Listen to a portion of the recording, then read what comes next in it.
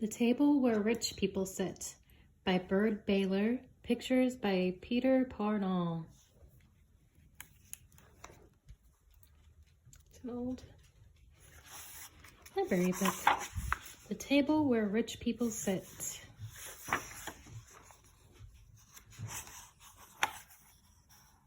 The Table Where Rich People Sit. For Jessie.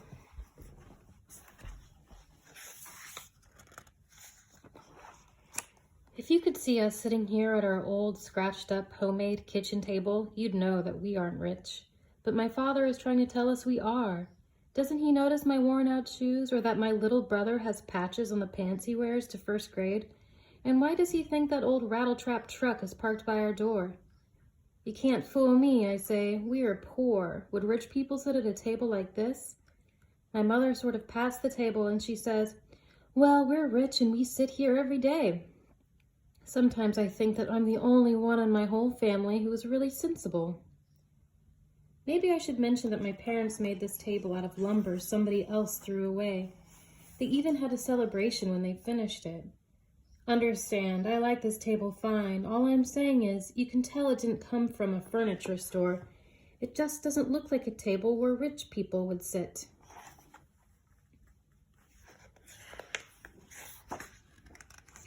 But my mother thinks if all the rulers of the world could get together at a friendly wooden table in somebody's kitchen, they would solve their arguments in half the time.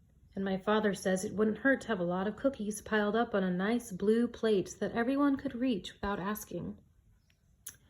But tonight it's our kitchen and our argument and our family meeting and our very spicy ginger cookies piled up on my mother's one good blue flowered plate, exactly in the center of the table. I'm the one who called the meeting, and the subject is money, and I say we don't have enough of it. I tell my parents they should both get better jobs so we could buy a lot of nice new things. I tell them I look worse than anyone in the school. I hate to bring this up, I say, but it would help if you both had a little more ambition. They looked surprised. You can see they never think about the things we need.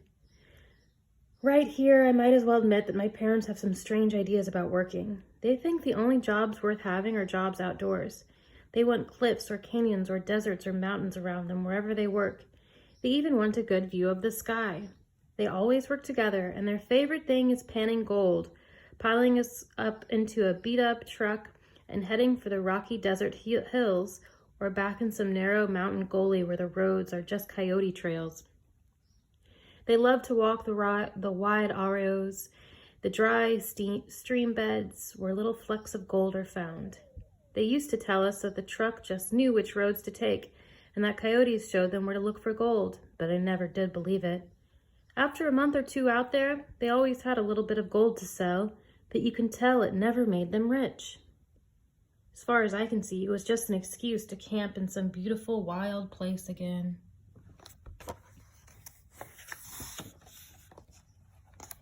They don't mind planting fields of sweet corn or alfalfa. They like to pick chili and squash and tomatoes. They'll put up strong fences or train wild young horses. But they say they can't stand to be cooped up indoors. So now, of course, my dad is asking, how many people are as lucky as we are? But I've called this meeting and I say, I bet you could make more money working in a building somewhere in town. Remember our number one rule, he says, we have to see the sky. You could look through a window, I say, but they won't even think about it. Do you see what I mean about being the sensible one?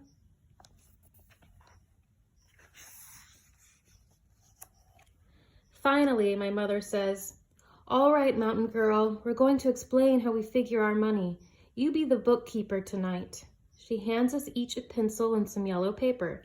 She gives some to my little brother too, though he'll just sit there pretending to write when we write, or he'll draw people dancing up in the sky.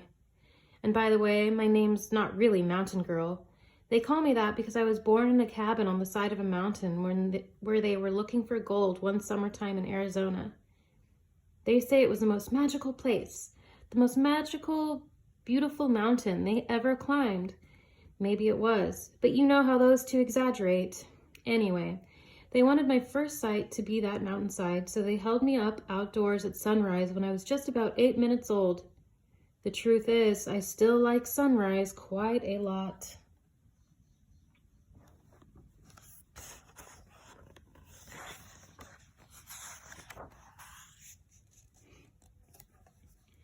And my little brother, they call him Ocean Boy. They say since I already had the best mountain for my first sight, they thought they ought to find the most beautiful ocean for him.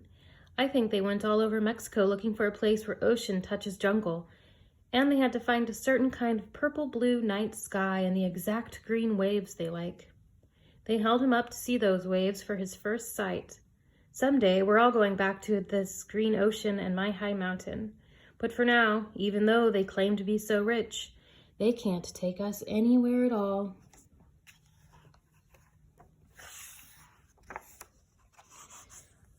No wonder I had to call this meeting about money. Can you believe my father is sitting here, looking me straight in the eye and saying, "But Mountain Girl, I thought you knew how rich we are."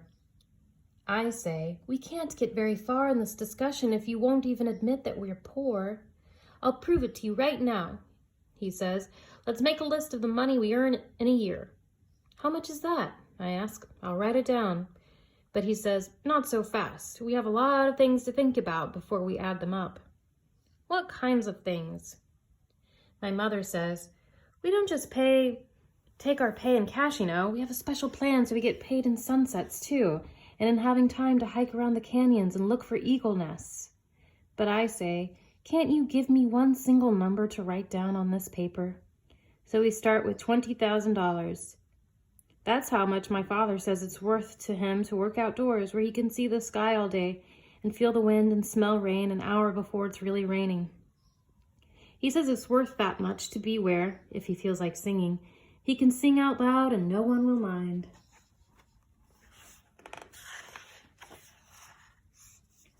I have just written $20,000 when my mother says, "You better make that $30,000 because it's worth at least another 10 to hear coyotes howling in the back hills." So I write $30,000. Then she remembers that they like to see long distances and faraway mountains that change color about 10 times a day. "That's worth another $5,000 to me," she says. I'm not surprised because my mother claims to be an expert on mountain shadows in the desert. She says she can tell time by the way those colors change from dawn to dark. I scratch out what I had and write $35,000. My father thinks of something else. When a cactus blooms, you should be there to watch it because it might be a color you won't see again any other day of your life. "How much would you say that color is worth?" 50 cents, my brother asks. But they decide on another $5,000. So now I write $40,000. But I'd forgotten how much my father likes to make bird sounds. He can copy any bird, and he's best at white-winged doves and ravens and red-tailed hawks and quail. He's good at eagles, too, and great-horned owls. So, of course, he has to add another $10,000 for having both day birds and night birds around us. I cross out what I had and write $50,000.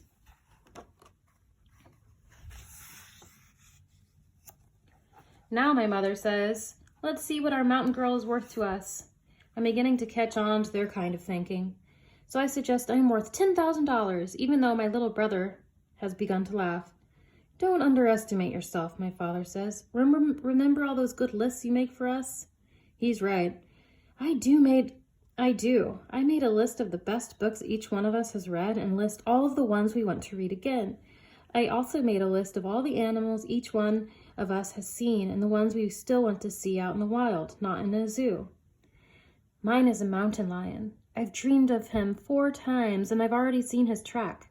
My father chose a grizzly bear. My mother wants to see a wolf and hear it call. And my brother can't decide between a dolphin and a whale. I remember every one because I make the lists.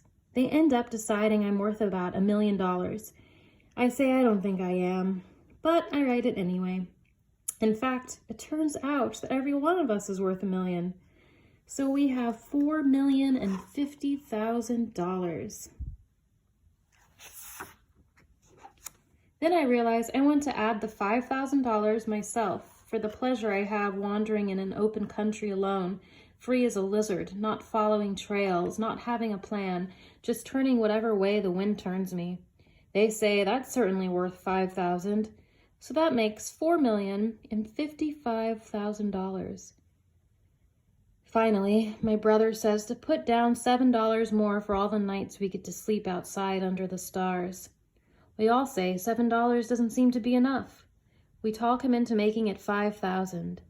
Now my paper says $4,060,000, and we haven't even started counting actual cash. To tell the truth, the cash part doesn't seem to matter anymore. I suggest it shouldn't even be on a list of our kinds of riches.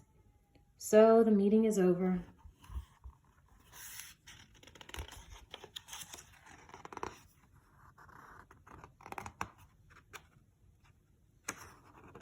The rest of them have gone outside to see the sliver of the moon.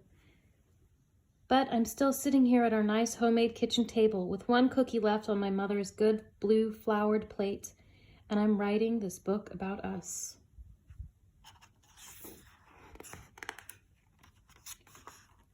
I kind of pat the table, and I'm glad it's ours. In fact, I think the title of my book is going to be The Table Where Rich People Sit. The end. There's the author and the illustrator.